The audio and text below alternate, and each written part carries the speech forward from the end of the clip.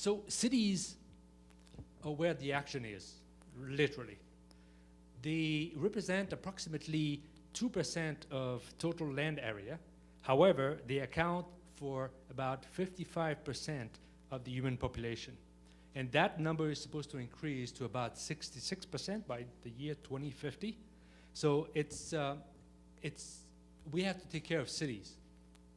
And activities within cities are responsible, if you want more numbers, are responsible for about 70% of the gross domestic product around the world. And they consume about 60% of the energy produced around the world.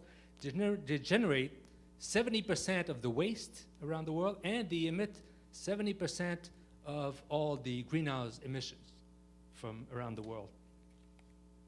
So, from these statistics, it's clear that unsustainable living and industrial activities will modify the regional environments and will change Earth's climate to the detriment of human civilization.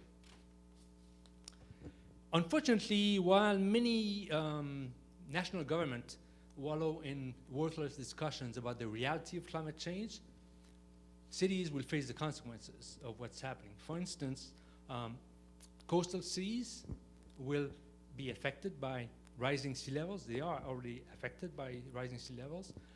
Flooding and extreme heat affect inland cities, and extreme weather also can generate landslides and actually can affect the power, the food and water supplies of the world.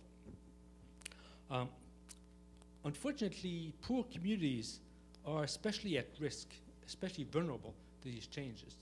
Now, what can be done? Well, there are two major forms of ways to manage climate risk: mitigation and adaptation.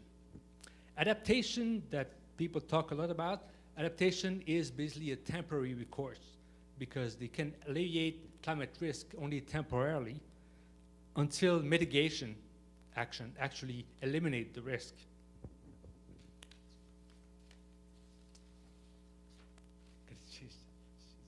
So in this respect, cities and their local governments actually have an important role.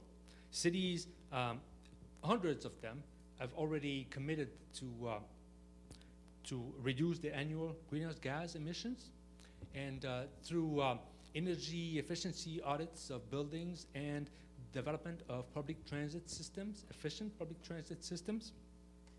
Also, adaptation measures such as planning, mentioned earlier, and land use control can actually help stop the actual construction of buildings in risk-prone areas like flood-prone areas and wetlands. And all this can increase resiliency of people. However, none of these measures can be truly transformative and actually lead to long-term management unless the national governments provide financial support to these cities. The problem is that the setting of climate policy agendas are problematic in public domains. Governments are reluctant to do that.